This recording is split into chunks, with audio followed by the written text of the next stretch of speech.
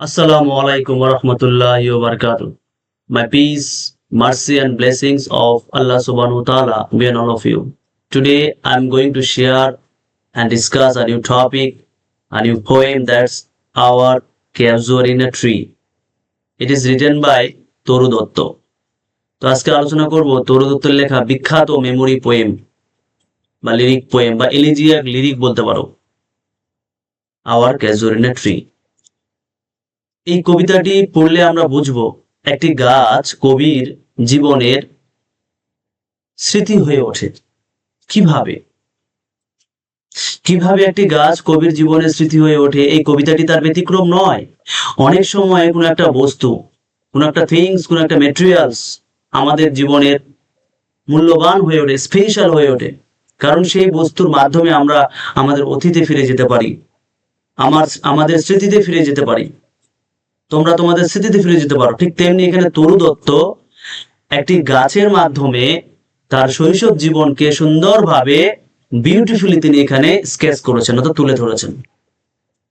তিনি এখানে বলতে চেয়েছেন যে শৈশবে তিনি এবং তার ভাই বোনরা কিভাবে খেলতো এই গাছের নিচে, তাদের যে স্মৃতি সেটা এখানে তুলে ধরেছেন। এক কথা চাইল্ডহুড মেমোরি, শৈশবের স্মৃতিকে তিনি এখানে তুলে ধরেছেন। তো আজকের এই কবিতাটি উপস্থাপন করা হয়েছে এমসিকিউ স্পেশাল করে, যাতে পরীক্ষায় তোমাদের একটা এমসিকিউ না আটকে থাকে, বা তোমরা যদি একটা এমসিকিউ ছেড়ে না আসো। আমি চ্যালেঞ্জ করছি, যদি তোমরা ভিডিওটি মন দিয়ে দেখো একদম ফার্স্ট টু লাস্ট পর্যন্ত স্কিপ না করে, একটা এমসিকিউ তোমাদের বাদ থাকবে না। I challenge you. অবশ্যই খাতা কলম নিয়ে বসবে, আমি যে জায়গাগুলো বলবো সেগুলো নোট করবে। হ্যাঁ, তো আমি এখানে যতটুকু আয়োজন ততটুকু প্রয়োজন। আমি এখানে কি কি আলোচনা করব, প্রথমত আমি এই ক্যাজুয়ারিনা ট্রির পাবলিকেশন, কবিতার থিম, তারপরে এখানকার যে ক্যারেক্টার গুলো রয়েছে সেগুলোর বিস্তারিত আলোচনা করব, সেই সাথে আলোচনা করব লাইন বাই লাইন এক্সপ্লেনেশন। তো যারা ভিডিওটি মন দিয়ে দেখবে তারাই উপকৃত হবে, আই হোপ। আর তোমাদের এই ভিডিওটি দেখলে বা এই পিডিএফটা যদি তোমরা ভালোভাবে দেখো, আই হোপ তোমাদের আর কোনো সমস্যা থাকবে না, তোমাদের অন্য কোনো আর বই পড়ার প্রয়োজন নেই যদি তোমরা এটা মন দিয়ে দেখো। আমি চ্যালেঞ্জ ছুড়ে দিলাম, একটা এমসিকিউ তোমাদের আটকাবে না পরীক্ষাতে, সবটাই তোমরা এখান থেকে কমন পাবে। I challenge you. তাই ভিডিওটি মন দিয়ে দেখো। তো চলো শুরু করছি আজকের এই ভিডিওটি। দেখো, আওয়ার ক্যাজুয়ারিনা ট্রি, এটার পাবলিকেশন ডিটেলসটাকে দেখে নেব। এটি লিখেছেন কে? তরু দত্ত। পাবলিশড হয়েছে কত? 1882। সোর্স কোথায়? Ancient ব্যালাডস and legends of Hindustan and other poems. What type of poem is it? It is lyric, nature poem, or memory poem, or you can say it is elegiac lyric. Okay. Next, it is a beautiful nature poem. The poet describes a casuarina tree near the sea. The tree reminds her of her happy childhood. এই গাছটা কি করে? তাকে স্মরণ করায় তার সুখী শৈশব জীবনকে। She recalls her beloved brother. এই গাছের মাধ্যমে এই তরু দত্ত তার প্রিয় ভাই and বোনকে স্মরণ করে। The poem ends with the poet's prayer. এই কবিতাটি শেষ হয় কবির প্রার্থনা দিয়ে, for the tree's immortality. গাছটির অমরণশীলতার জন্য, through her poetry, তার এই কবিতার মাধ্যমে। তো ওকে আমরা জানলাম কবিতার পাবলিকেশন, কবিতার সম্বন্ধে। ওকে, তার মানে কি তোমরা কি জানলে যে এই গাছটির মাধ্যমে তরু দত্ত তার অতীত জীবনের, অর্থাৎ তার ভাই আর বোনকে কিন্তু স্মরণ করে। ওকে, তো চলো শুরু করি। Characters and symbols. তো প্রথমে দেখো Toru Dutt, the narrator of the poem, a sensitive and nature loving poet. Toru Dutt is called sensitive and nature loving poet. Recalls her childhood memories. তিনি এখানে তার চাইল্ডহুড মেমোরিকে স্মরণ করেন। Remembers her beloved brothers and sisters. তিনি এখানে তার প্রিয় ভাই ও বোনকে স্মরণ করেন। Expresses deep love for the casuarina tree. তিনি এখানে এই ক্যাজুয়ারিনা ট্রির প্রতি গভীর ভালোবাসা প্রকাশ করেন। Press for the trees immortality. তিনি এখানে গাছটার অমরণশীলতার জন্য প্রার্থনা করেন। এবার আসি 2 নম্বর character, casuarina tree, the central symbol, কেন্দ্রীয় প্রতীক। casuarina tree becomes the central symbol of the poem. Stands near the sea, অর্থাৎ সমুদ্রের পাশে থাকে, majestic, tall and beautiful. BBI এই জায়গাটা এমসিকিউ এর জন্য নোট করে নাও। তাহলে casuarina tree is majestic, tall and beautiful, reminds the poet of her childhood. Reminds the poet of her child. এই গাছটি কবির শৈশব জীবনকে স্মরণ করিয়ে দেয় বিবিএ এমসিকিউর জন্য। তো এইভাবে পড়তে হবে, হ্যাঁ, বুদ্ধি করে পড়তে হবে, শুধু পড়লেই নয়। Symbol of memory and love, এই গাছটা কিসের প্রতীক? যদি পরীক্ষায় আসে, what does the casuarina tree symbolize? You can say the casuarina tree symbolize of memory, love, okay, and the connection between past and present. তাহলে এই গাছটি past and present এর কানেকশন কে তুলে ধরে, আর কি made immortal through the poet's poetry, অর্থাৎ কবির কবিতাকে কি করেছে? ইমর্টাল করেছে। এবার দেখো ক্রিপার মানে লতা, মানে এই ক্যাজুয়ারিনা গাছটিকে জড়িয়ে ধরে থাকবে একটা বড় ক্রিপার, দেখতে কিন্তু অজগর সাপের মতো। আমরা কবিতা শুরু করলেই বুঝবো। তো তার আগে আমরা ক্রিপার সম্বন্ধে জেনে নিই।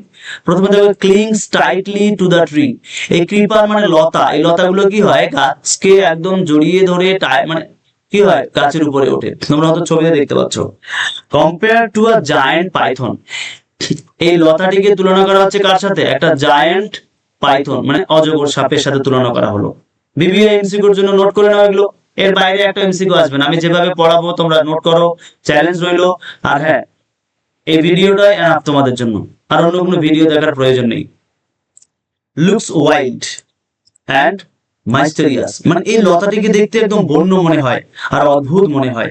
Symbol of inseparable attachment and strong bond, আর এটা কিসের প্রতীক? ইনসেপারেবল, মানে এই লতাটি মনে হয় গাছটি থেকে কখনোই হারিয়ে যাবে না। ঠিক তেমনি তরুদত্তের মনে তার ভাই বোনেরা সারা জীবন স্মৃতি হয়ে থাকবে এই গাছটির মাধ্যমে। The grey baboon sits on, তাহলে আরেকটা ক্যারেক্টার কি? Grey baboon. দেখো গ্রে কোথায় বসে থাকবে?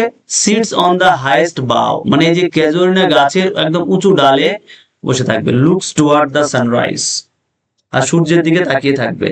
Represents the free and natural life of the forest, এ কি করে? এটাকে রিপ্রেজেন্ট করে। ওকে, নোট করে নিবে। এবার আসি আরো ক্যারেক্টার, ইয়াং বেবুনস, মানে ওই যে গ্রে বেবুনস, গ্রে বেবুনস এর নিচে মানে তারই হ্যাঁ ছেলে মেয়েরা কি এখানে থাকবে, যেমন জাম্প অ্যান্ড প্লে, তারা লাফালাফি করবে। বাউ টু বাউ, এক ডাল থেকে আরেক ডালে। And full of life and mischief, symbol of joy, energy and childhood happiness. Okay, note করো। এবার হচ্ছে বার্ডস, এখানে একটা আমরা পাখি দেখতে পাবো, এই গাছের মধ্যে থাকে, তার নাম কি? কোকিলা। Feel the morning with sweet song, এই কোকিলা কিন্তু গান করবে। Specially the কোকিলার song is beautiful, আমরা জানি যে কোকিলার গান কি হয়? সুন্দর হয়। Symbol of piece, harmony and natural music. এবার দেখো brothers and sisters, whose brother and sisters? তরুদত্তস brothers and sisters. So তার ভাইয়ের নাম কি? আবজু দত্ত, আরু দত্ত। তাহলে আবজু এন্ড আরু মনে রাখতে হবে তরুদত্তের ভাই বোনের নাম এমসিকিউর জন্য। The poet's beloved brother and sister, companions of our happy childhood, they are dead, কিন্তু এরা মৃত, এরা মারা গেছে। আর তরুদত্ত তাদের মারা যাওয়ার শোকে কিন্তু এই কবিতাটি লিখেছেন। এই জন্য এটাকে কি বলা হয়? এলিজিয়াক লিরিক বলা হয়। নোট করুন, elegiac lyric, not only lyric, you can say elegiac lyric. Okay, but live in our memory, কিন্তু তার স্মৃতি নিয়ে বেঁচে থাকে। Source of sweet but painful nostalgia. Okay, এগুলোকে নোট করে নাও। এবার দেখো ইম্পর্টেন্ট সিম্বলস ইন শর্ট। তাহলে ক্যাজুয়ারিনা ট্রি কিসের প্রতীক? মেমোরির প্রতীক, লাভ এন্ড ইমমর্টালিটির প্রতীক। এগুলো থেকে এমসিকিউ আসবে, চ্যালেঞ্জ। এই যে সিম্বলাইজ, যেহেতু এই কবিতাটি একটা সিম্বলিক্যাল পোয়েম, মেমোরি পোয়েম, তাই এইভাবে কিন্তু প্রশ্ন দিবেই দিবে। ক্রিপার মানে inseparable bond, grey baboon natural life, young baboon Joy and activity, birds Kokila harmony sweet song, C and sunrise beauty hope and new beginning, poetry immortality through the words. এবার আসি MCQ quick facts. তাহলে poet of the poem বলো আমার সাথে repeat, তরুদত্ত। Publication of year 1882। Okay, source book ancient ব্যালাডস and legends of Hindustan and other poems, brothers name আবজু Dutta, sisters name Aru Dutt. Central symbol casuarina tree. Type of poem lyric or nature poem. এবার কিছু শব্দ meaning আমরা দেখে নেই। মেজেস্টিক মানে মহিমান্বিত, বাউ মানে ডাল, ক্রিপার মানে লতা, ক্লিংস মানে আঁকড়ে ধরে, বেবুন মানে বানর, সানরাইজ মানে সূর্যোদয়, নস্টালজিয়া মানে অতীতের মধুর স্মৃতি, ইমর্টালিটি অমরত্ব, প্রেয়ার প্রার্থনা। এবার লিটারারি ডিভাইসেস আমরা দেখবো সিমিলি, পার্সোনিফিকেশন, অ্যাপোস্ট্রফি, ইমেজারি, হ্যাঁ এলিটারেশন আমরা কবিতার পড়ার সাথে সাথে আমরা দেখবো। তাহলে আমরা কি জানলাম, অনলাইন রিভিশন করে নেই। Our casuarina tree is a beautiful nature poem in which the poet recalls her childhood, remembers her beloved brother and sister, and prays that the tree may live forever through her poetry. Okay, কথাটিকে note করে নাও। এবার আসি আমরা ছবির মাধ্যমে এই সম্পূর্ণ কবিতাটিকে এক ঝলকে দেখে নেব, যাতে আমাদের কবিতাটি পড়ার সময় কোনো রকম সমস্যা না হয়। ওকে বন্ধুরা, ভালো করে দেখে নাও। দেখো, nature keeps our memory alive, এই প্রকৃতি কি করে আমাদের স্মৃতিকে সজীব রাখে, but poetry gives them immortality, আর কবিতা কি করে প্রকৃতিকে জীবন দেয়। খুব ইম্পর্টেন্ট কথা, এটা লিখে নাও। ওকে দেখো, আওয়ার ক্যাজুয়ালিনা ট্রি, তোমরা নিশ্চয়ই দেখতে পাচ্ছ ক্যাজুয়ালিনা ট্রিটা কিরকম। এই যে একটা বানর বসে আছে, একটু ছবিটা দেখি তো তার, মানে এবার গাছটির উপরে কি দেখো, তারা, চাঁদ দেখতে পাচ্ছ তোমরা, একটু আগে আমি বললাম। এখানে দেখো ক্যাজুয়ালিনা গাছটিতে উপরে একটি বানর, নিচের দিকে দেখো তারই সন্তানরা, অর্থাৎ দুটি বানর। তো পরীক্ষায় আসতে পারে এই ছবিটা দিয়ে তোমাদের মনে রাখতে হবে যে উপরে গ্রে বেবুন ছিল, এ হচ্ছে ন্যাচারাল লাইফের প্রতীক, এরা হচ্ছে লাইফ অফ এনজয়ের প্রতীক। ওকে, তো অ্যাবাউট দ্য পোয়েম দেখো, আবার বলছি it is a nature poem. The poet describes, কবি এখানে বর্ণনা করেছেন casuarina tree near the sea, সমুদ্রের কাছে। It reminds her of her happy childhood, she recalls her beloved brother and sister, she prays for the tree's immortality through poetry. Okay, publication তো একটু বললামই। ওকে, তাহলে দেখো এই গাছটিকে লক্ষ্য করি। তো এই যে গাছটি রয়েছে, গাছটি দেখো স্টার্স এন্ড স্কাই, গাছটির উপরে কি দেখা যাচ্ছে, তারা আর আকাশ। হ্যাঁ, twinkling stars at night, symbol of eternity at the vast universe. Okay, এবার দেখো গ্রে বেবুন, গ্রে বেবুন কোথায় বসেছিল, এমসিকিউ তে ভিভিআই চ্যালেঞ্জ করলাম, ইনফোগ্রাফিক স্টাইলে পড়াচ্ছি, এমসিকিউ একটা আটক থাকবে না যদি মন দিয়ে তোমরা নোট করো খাতার মধ্যে। সিটস অন দ্য হাইয়েস্ট বাউ, looks towards the sunrise, represents the free and natural life of the forest। তোমাদের যেহেতু অ্যাসারশন রিজনের প্রশ্ন হয়, তাই এগুলোকে নোট করো, নইলে সেখানে সমস্যা হতে পারে। এবার তো ইয়াং বেবুনস এরা কিসের প্রতীক, জাম্প অ্যান্ড প্লে, তারা কিন্তু লাফালাফি করে আর খেলে। ফ্রম বাউ টু বাউ, এক ডাল থেকে আরেক ডালে। Full of life and mischief, symbol of joy and childhood happiness. Okay, এবার দেখো একটি ক্রিপার, একটি লতা দেখতে পাচ্ছি, এই যে লতা, এই লতাটা কিন্তু পেঁচিয়ে আছে কার মতো, লাইক এ পাইথন, অজগর সাপের মতো পেঁচিয়ে আছে। দেখো এই যে লতাটা, তোমরা নিশ্চয়ই দেখতে পাচ্ছ একটা লতা, তাই না? এখানে দেখো creeper clings tightly to the tree, গাছটিতে কিন্তু একদম শক্ত করে লেগে আছে।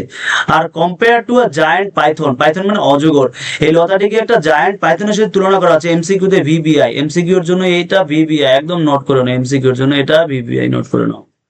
ওকে, আর কি symbol of inseparable attachment, strong bond. Okay, এবার দেখো ক্যাজুয়ালিনা ট্রির বর্ণনা, the central symbol stands near the sea, আর ক্যাজুয়ালিনা কি majestic, tall, beautiful, reminds the poet of her childhood, symbol of memory, love, and the connection between the past and present. Okay, and made immortal through the poet's poetry. তাহলে তোমরা এগুলোকে note করে নাও। এবার birds and Kokila, feel the morning. তাহলে তোমরা নিশ্চয়ই দেখতে পাচ্ছ যে আমরা কবিতাতে লাইন বাই লাইন কি আলোচনা করব। তাহলে এই যে ছবিটা তোমরা দেখলে এই গাছের মাধ্যমে, এই কথাগুলোই আমরা সেখানে আলোচনা করব। এখানে দেখো এই যে এটা হচ্ছে পোয়েট, এই যে পোয়েটের ভাই, সরি দুটোই তো ছেলের মতো হয়েছে, তো একটাকে সিস্টার মনে করে নাও। তো এরা তিন ভাই বোনই কিন্তু এখানে কি করতো, অতীত জীবনে এভাবে দেখো খেলাধুলো করতো। আর এটার সামনে কিন্তু কি ছিল, একটা পন্ড ছিল, ছোট্ট একটা পন্ড ছিল গাছটির সামনে, এটাও তোমরা নোট করো না। যে পন্ড দেখো তোমরা দেখতে পাচ্ছ কিছু ফুল ছিল, দেখো এই যে ফুলগুলো রয়েছে। যে the calm pond in the reflects the tree, sky and beauty, symbol of peace, stillness and clear memories। এগুলোকে নোট করে নাও। ওকে, এই যে Abju Dutt brother, Aru Dutt sister, the poet's beloved companions of childhood. তো পরীক্ষা আসতে পারে যে কবির অতি প্রিয় কম্পানিয়ন কারা ছিল। মনে রাখবে। এবার দেখো দ্য পোয়েটস প্রেয়ার কি, O my casuarina tree, may you live long tall and may you stand forever by the side of the sea, and may my poem keep your memory green for coming ages in their hearts forever. এগুলোকে note করে নাও। Theme of the poem তাহলে কি জানলাম, love for nature, love for family, power of memory, immortality through poetry. এটা হচ্ছে theme.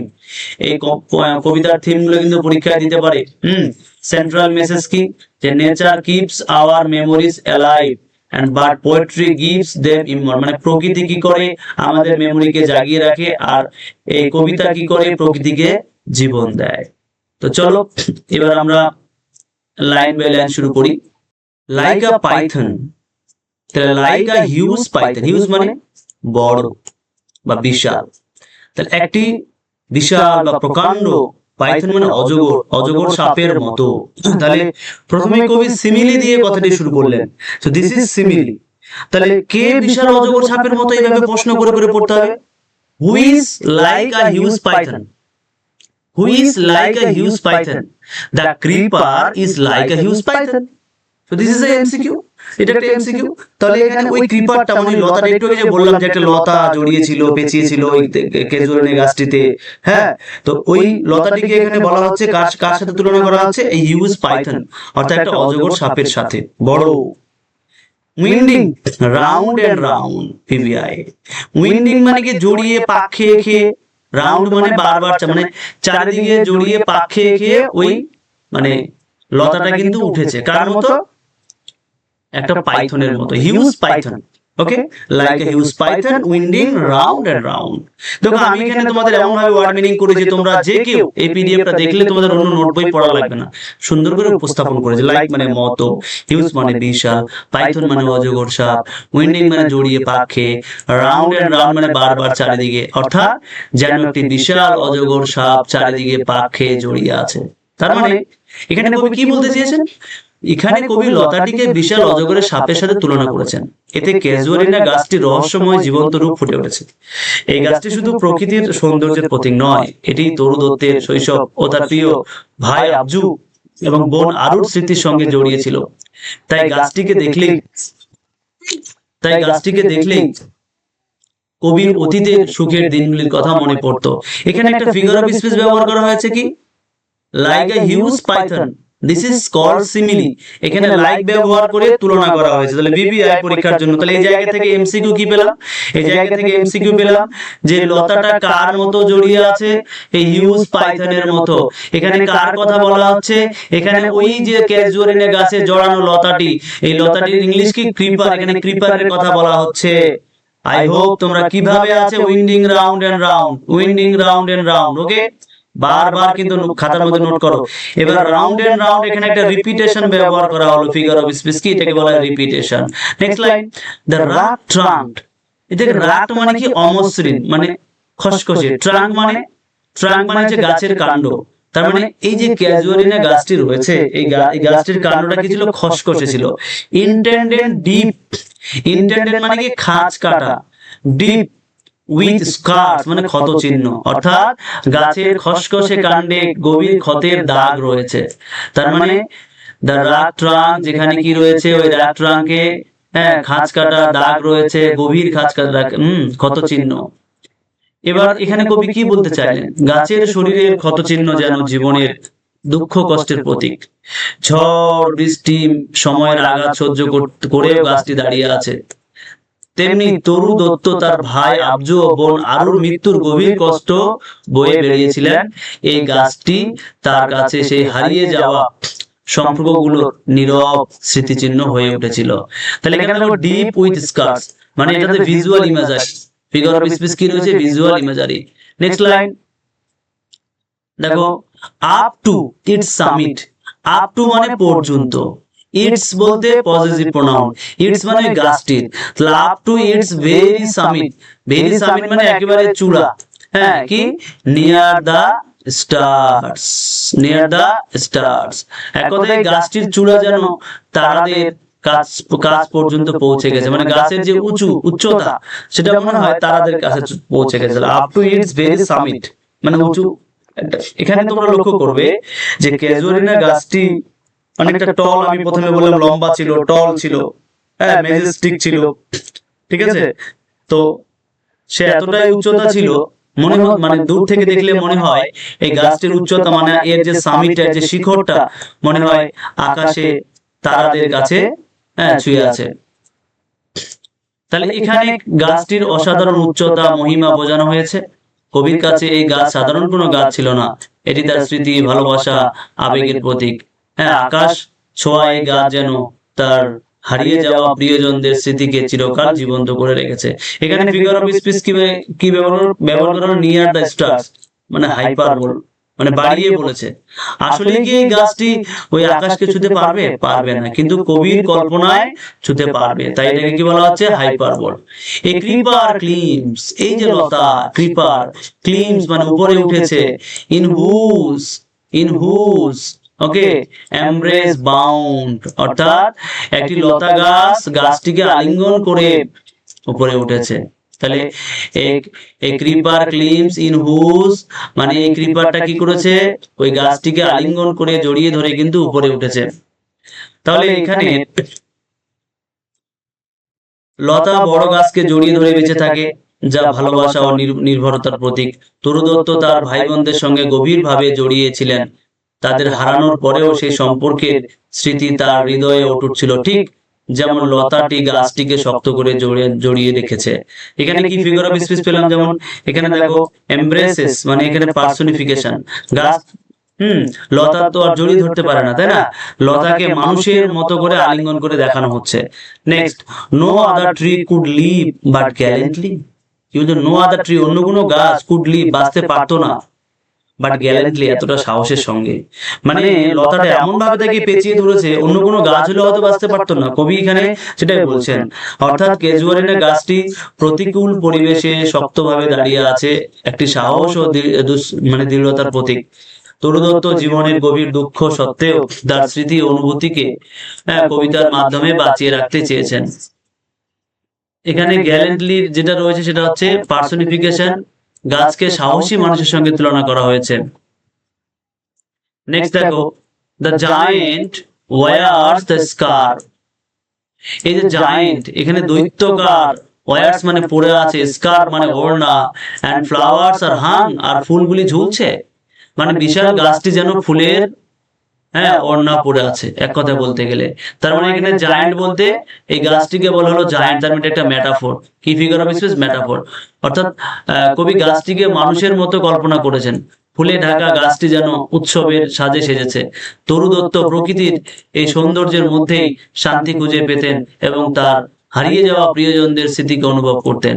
এখানে দেখো, the giant wears scar personification, giant এখানে metaphor. Okay, in crimson cluster all the boughs among, in crimson মানে গাঢ় লাল, cluster মানে গুচ্ছ, all the boughs among অর্থাৎ এখানে বাউস মানে ডালপালা, তাহলে সব ডালপালার মধ্যে লাল ফুলের গুচ্ছ ঝুলছে।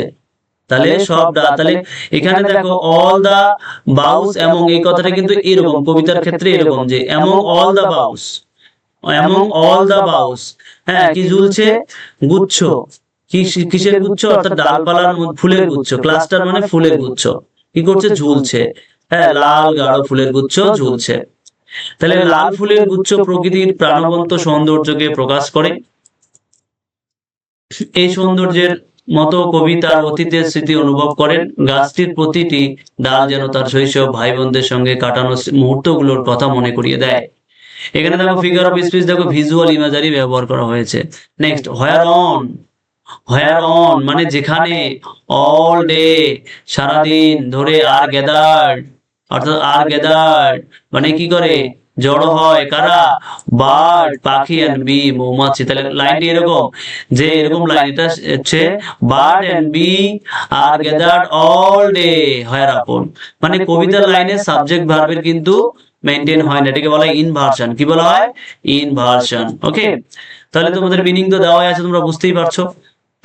এর থেকে গোটা ভালো পিডিএফ আর গোটা ওয়েস্ট বেঙ্গল পাবে না, তাই ভালো করে মন দিয়ে দেখো। গাছটি বহু প্রাণীর আশ্রয়স্থল হয়ে উঠেছে, এটি শান্তি, মিলন ও জীবনের প্রতীক। যেমন একসময় তরু দত্ত তার ভাই বোনদের সঙ্গে এই গাছটির নিচে আনন্দের সময় কাটাতেন, তেমনি আজও গাছটি প্রাণে ভরপুর। এখানে দেখো B and B, bird and bee alliteration, যে এলিটারেশন মানে কনসোনেন্ট সাউন্ডটা বারবার রিপিট হবে প্রতি শব্দে, এখানে বি ধ্বনি হ্যাঁ বারবার পুনরাবৃত্ত হলো। Next line, and nights, and at nights মানে রাত্রেবেলায় দ্য গার্ডেনস ওভারফ্লো। আর এই রাত্রেবেলায় কি হয়, বাগানটা উপচে পড়ে, রাতে বাগান ভরে ওঠে, অর্থাৎ রাতে নীরব পরিবেশে প্রকৃতির সৌন্দর্য আরো গভীর হয়ে ওঠে। এই শান্ত পরিবেশ কবির মনে অতীত স্মৃতিকে জাগিয়ে তোলে, তিনি যেন তার ওই বারবার হারিয়ে যাওয়া ভাই বোনদের উপস্থিতি অনুভব করেন। এখানে গার্ডেন ওভারফ্লো, এখানেও হাইপারবোল ব্যবহার করা হলো, বাগান উপচে পড়েছে এরকম বলা হয়েছে, আসলে বাগান কখনোই উপচে পড়তে পারে না। With one sweet song, with one sweet song, তাহলে with one sweet song that seems to have no close, অর্থাৎ সুইট সং মানে কি, মধুর গান, সিমস মানে মনে হয়, নো ক্লোজ মানে শেষ নেই। তার মানে একটি মিষ্টি গান বাগান ভরে যায়, যাদের যেন কোনো শেষ নেই। অর্থাৎ প্রকৃতির এই মধুর গান কবির কাছে চিরন্তন প্রস্মৃতির প্রতীক, যেমন তার ভাই আবজু আরু স্মৃতির কখনো শেষ হয়নি, তেমনি এই গানেরও যেন কোনো শেষ নেই, অর্থাৎ প্রকৃতির গান। এই প্রকৃতির গান নিয়ে একটি কবিতা লিখেছিলেন John Keats, the poetry of earth. Okay, sweet song এখানে auditory imagery, have no close hyperbole. Next, sung darkling from our tree while man repose. Sung মানে গাওয়া হয়, ডার্কলিং মানে অন্ধকারে, তাহলে অন্ধকারে গাওয়া হয়, ফ্রম আওয়ার ট্রি আমাদের গাছে, হ্যাঁ, ম্যান রিপোর্টস হোয়াইল মানে যখন, ম্যান রিপোর্ট যখন মানুষ বিশ্রাম নেয়, অর্থাৎ মানুষ যখন বিশ্রাম নেয় তখন অন্ধকারে আমাদের গাছ থেকে একটা গান ভেসে আসে। কে বলছে? তরু দত্ত। মানুষ ঘুমিয়ে গেলেও প্রকৃতি জেগে থাকে। এই ক্যাজুয়ালিনা গাছটি তরু দত্তের কাছে শুধু একটি গাছ ছিল না, এটি ছিল তার হারিয়ে যাওয়া ভাই আবজু ও বোন আরু স্মৃতির জীবন্ত প্রতীক। তাই এই গাছের শব্দ ও পরিবেশ তার হৃদয়ে চিরকাল হয়ে থাকবে। এখানে দেখো সাং ডাকলিং হলো অডিটরি ইমাজারি, হোয়াইল ম্যান রিপোজ হচ্ছে একটা কন্ট্রাস্ট, এটা একটা বৈপরীত্য দেখানো হয়েছে। তো আই হোপ তোমরা বুঝতে পেরেছো। এবার দেখো আমরা এই প্রথম স্ট্যান্জা থেকে কিছু এমসিকিউ আলোচনা করে নেই, প্র্যাকটিস গুলো দেখো। তাহলে দ্য ক্রিপার, এখানে প্রথম স্ট্যান্জা থেকে MCQ. The creeper is compared to, উত্তর কি হবে? The python. The rugged trunk is indented deep with, উত্তর হবে scar. The giant tree wears a scar. The flowers are hung in cluster. Who gathers on tree all day? Birds and bees. The garden overflows at, uttar hobe night. The sweet song seems to have no close. The song is sung in darkness. Man reports mean rest মানে বিশ্রাম, reports বলতে rest বিশ্রাম। The tone of the stanza is descriptive. I hope বুঝতে পেরেছো। এবার exam keywords গুলো আমরা দেখে নেই, যেমন ক্রিপার কম্পেয়ার টু পাইথন, রাগ trunk with স্কার্স, summit near the stars, tree wears a scarf, flowers in crimson cluster, birds and bees gathered, garden overflows at night, sweet song without end, mood হচ্ছে majestic, peaceful, romantic, theme হচ্ছে love for nature. তাহলে প্রথম স্ট্যান্জার এই keyword গুলো খাতায় note করে নে, একটা এমসিকিউ তোদের বাদ পড়বে না, চ্যালেঞ্জ রইলো।